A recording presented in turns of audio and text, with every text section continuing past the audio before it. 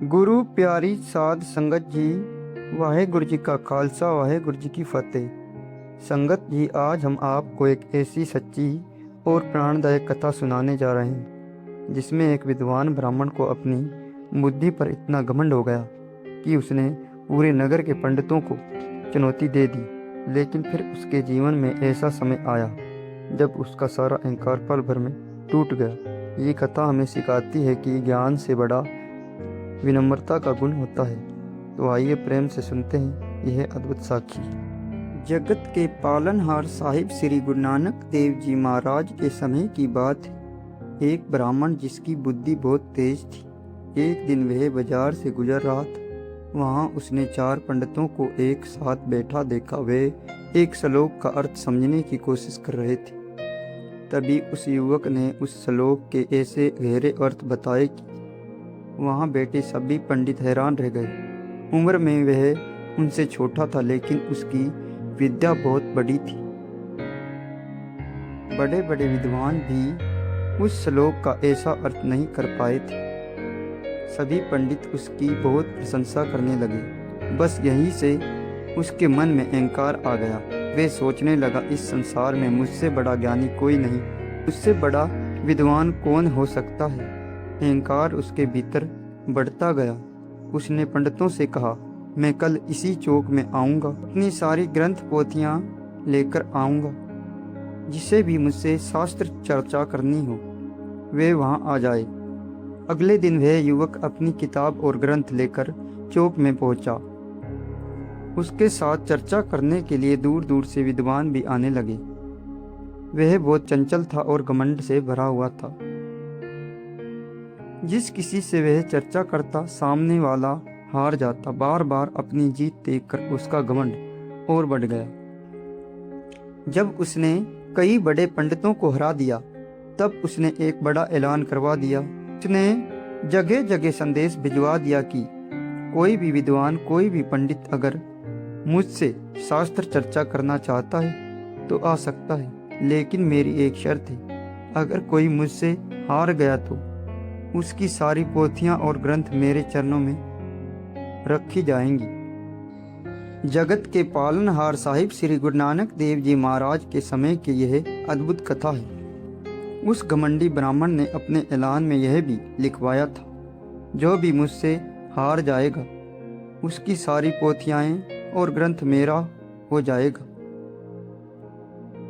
जगत के पालनहार साहिब श्री गुरु नानक देव जी महाराज के समय कि यह अद्भुत कथा है। उस घमंडी ब्राह्मण ने अपने ऐलान में यह भी लिखवा दिया था, जो भी मुझसे हार जाएगा उसकी सारी पोथियां और ग्रंथ मेरा हो जाएगा। उसके कपड़े उतरवाकर उसे धक्के मारकर काशी से बाहर निकाल दिया जाएगा, और अगर मैं हार गया तो मेरे साथ भी यही किया जाएगा। यह ऐलान दूर दूर तक फैल गया।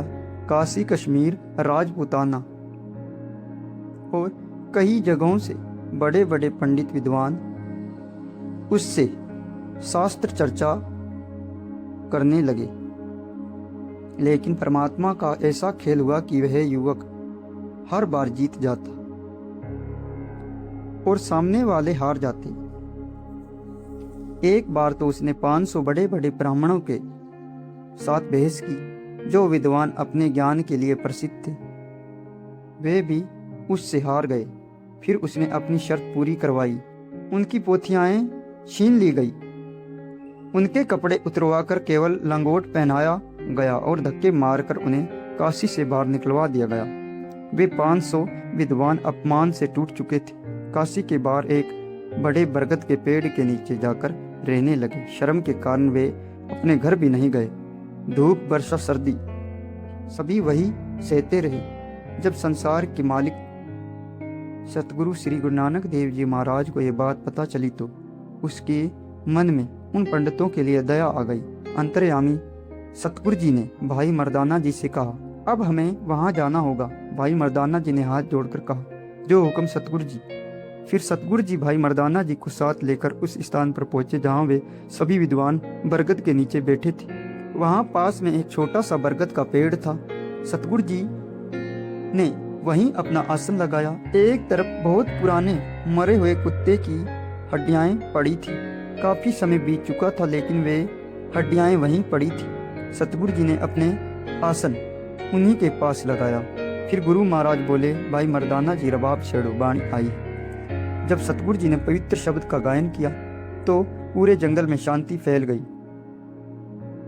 शब्द समाप्त होने के बाद गुरु महाराज ने आंखें खोली। उन्होंने सामने बैठे उन दुखी पंडितों को देखा। गुरु जी ने प्रेम से पूछा, भाइयों तुम इतने दुखी क्यों हो? पंडित रोते हुए बोले, महाराज काशी में जगजीत नाम का एक पंडित रहता है, हम सब उससे हार गए। उसने हमारी पोथियाएं छीन ली, हमारे कपड़े उतरवा दिए और हमें धक्के देकर काशी से बाहर निकलवा दिया। अब कोई हमारा सम्मान नहीं करता। उसी समय जगजीत पंडित को खबर मिली कि गुरु नानक देव जी वहां आए हुए हैं। वह अपने शिष्यों को लेकर वहां पहुंचे। घमंड में भरे हुए वे गुरु महाराज से बोले, अगर आप शास्त्र करना जानते हैं तो मेरे साथ बहस कीजिए, नहीं तो अपनी पोथियाएं और ग्रंथ मेरे हवाले कर दीजिए। अपने कपड़े उतारकर इन साधुओं के साथ बैठ जाइए। मैं इन्हें भी हरा चुका हूँ, आपको भी हरा दूंगा। सतगुरु जी मुस्कुराकर बोले, हम किसी से नहीं डरते। हम मुल्तान तक गए हैं, वहाँ भी किसी के आगे नहीं झुके और अपनी पवित्र पोथियाएं हम किसी को नहीं देंगे। फिर गुरु महाराज ने उसे समझाया, जगजीत परमात्मा ने तुम्हें ज्ञान दिया है, इस ज्ञान से संसार का भला करो, ज्ञान का घमंड मत करो। लेकिन वह अपनी जिद पर अड़ा रहा। वह बार बार कहता रहा, या तो बहस करूंगा या मेरी शर्त मानो। तब सतगुरु जी बोले, ठीक है, पहले वहां पड़ी उन कुत्ते की हड्डियां से बहस कर लो। जगजीत हंसने लगा। वह बोला, मैं इतना गिरा हुआ नहीं हूं कि कुत्ते की हड्डियां से बहस करूं। तब गुरु महाराज बोले, जगजीत, ये हड्डियां तुम्हारे ही भाई की हैं। वे हैरान होकर बोला, कुत्ता मेरा भाई कैसे हो सकता है? सतगुरु जी बोले, तुम अपने ज्ञान पर घमंड करते हो, लेकिन अभी भी बहुत अज्ञान में हो। फिर गुरु महाराज ने अपनी पवित्र खड़ाओं उन हड्डियों को छुआ दी। उसी क्षण हड्डियों में हलचल हुई और उनमें से आवाज आने लगी। उसी क्षण हड्डियों में हलचल हुई और उनमें से आवाज आने लगी। वह आवाज बोली, जगजीत, अगर तुम्हें वेदों का कोई अर्थ समझ नहीं आया तो मुझसे पूछ लेना। यह सुनते ही जगजीत कांप उठा। कुत्ते की हड्डियों से आवाज आ रही थी। फिर वे आवाज बोली, मुझे भी कभी ज्ञान का घमंड था, मैं साधुओं से बहस करता रहता था। एक संत ने मुझसे कहा था, कुत्ते की तरह भौंकना बंद कर। उनके वचन खाली नहीं गए, मुझे कुत्ते की योनि मिली। लेकिन संत ने यह भी कहा था कि कलयुग में जब गुरु नानक देव जी महाराज आएंगे तब उनके चरणों का स्पर्श पाकर तुम्हारा उद्धार होगा। आज गुरु नानक देव जी ने मुझे अपने चरणों का स्पर्श दिया है, अब मैं मुक्त हो गया हूँ। ये सुनते ही जगजीत पंडित का सारा घमंड टूट गया। वे रोते हुए गुरु महाराज के चरणों में गिर पड़ा। वह बोला, महाराज मुझे क्षमा कर दीजिए। सतगुरु जी बोले, पहले उन सभी विद्वानों के ग्रंथ और पोथियाएं वापस कर दो। जगजीत ने तुरंत सब कुछ लौटा दिया। फिर गुरु महाराज की संगत में रहकर वह विनम्र बन गया। साध संगत जी, थोड़ा सा ज्ञान मिलते ही इंसान को घमंड आ जाता है। वे सोचने लगता है मैं ही सबसे बड़ा हूँ। लेकिन असली शक्ति परमात्मा की होती है। वही राजा को भिखारी और भिखारी को राजा बना देता है। वही मूर्ख को विद्वान और विद्वान को मूर्ख बना सकता है। इसलिए गुरु साहिब हमें विनम्रता के मार्ग सिखाते हैं। एक पंडित उसे अत्यंत शक्तिशाली देवी समझकर श्रद्धा से उसके चरणों में झुक गया और माथा टेकने लगा। लेकिन उस स्त्री ने उसी समय अपनी जूती और दासियों के साथ मिलकर उस पंडित की बहुत पिटाई कर दी। मार खाकर वे अत्यंत दुखी अवस्था में वापस लौटा। उसकी ये दशा देखकर महात्मा लोग हंसने लगे। पंडित ने कहा, आप लोग हंस क्यों रहे हो? मुझे तो बहुत मार पड़ी है। महात्मा ने कहा, हे पंडित, तू इतनी जल्दी वापस क्यों आ गया? क्या तुमने गुरु धारण नहीं किया? पंडित बोला, वहां गुरु क्या धारण करना था, वहाँ तो एक कठोर स्वभाव वाली स्त्री थी। उसका रूप बहुत भयानक था। मैं तो उसे प्रणाम करने गया था, पर उसने मुझे जूतियों से पीट दिया और मेरी सुध बुध छीन ली।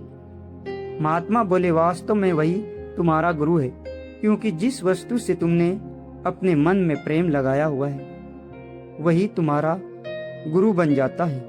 तुम दिन रात जिस माया में लगे रहते हो वही तुम्हारी आराध्य बन गई है। तुमने बहुत पढ़ाई की, लेकिन विद्या से केवल धन और माया ही एकत्र की, इसलिए आज तुम्हें उसी माया से जूतियां पड़ी। यह बात सुनकर पंडित महात्मा के चरणों में गिर पड़ा और बोला, मुझे क्षमा कर दीजिए। महात्माओं ने कहा, यदि मुक्ति चाहते हो तो दीन दुनिया के स्वामी गुरु नानक देव जी महाराज से प्रेम करो। अन्य वस्तु से अपने मन को हटाकर सतगुरु के चरणों में लगाओ, तभी तुम्हें सच्ची मुक्ति और आध्यात्मिक सुख प्राप्त होगा। ये सुनते ही पंडित वहां से दौड़कर गुरु महाराज के पास पहुंचा। उसने विनम्रता से प्रणाम किया और कहा, महाराज मुझे पर कृपया कर दीजिए। तब सतगुरु जी ने उपदेश दिया। गुरु महाराज समझाते हैं कि केवल पुस्तकों का ज्ञान मनुष्य में अहंकार उत्पन्न कर देता है। मनुष्य सोचने लगता है कि उससे अधिक विद्वान कोई नहीं है, परंतु परमात्मा के दरबार में केवल उसी भक्ति और विनम्रता ही स्वीकार होती है। अहंकार वहां नहीं चलता। सतगुरु कहते हैं कि जितना अधिक मनुष्य केवल बाहरी ज्ञान और दिखावे में उलझा होता है, उतना ही भीतर से अशांत हो जाता है। जो व्यक्ति केवल लोगों को प्रभावित करने के लिए धर्म का प्रदर्शन करता है, वह अत्यंत अहंकार में डूब जाता है। लेकिन जो मनुष्य गुरु के चरणों में प्रेम करता है, उसकी अहंकार रूपी मेल धुल जाती है। इस प्रकार दोनों पंडितों का अभिमान टूट गया। एक का अहंकार जगजीत पंडित के रूप में टूटा और दूसरे का कश्मीर के मिठन साहिब में। वे दोनों सतगुरु जी के भगत बन गए। इस कथा से हमें भी बहुत सुंदर शिक्षा मिलती है कि थोड़ी सी विद्या प्राप्त करके कभी अभिमान नहीं करना चाहिए, क्योंकि परमात्मा को अहंकार पसंद नहीं है। उसके चरणों में केवल प्रेम, विनम्रता और प्रार्थना ही स्वीकार होती है। गुरबानी में भी कहा गया है, हरि को अहंकार अच्छा नहीं लगता। यदि कोई वेद पुराण और अनेक धर्म ग्रंथ भी पढ़ ले, ही केवल पढ़ने से मुक्ति नहीं मिलती। तो जो मनुष्य गुरु की शरण में जाकर नाम सिमरन करता है, वही सच्ची पवित्रता और यश प्राप्त करता है। भूल चूक क्षमा करें। वाहेगुरु जी का खालसा, वाहेगुरु जी की फतेह।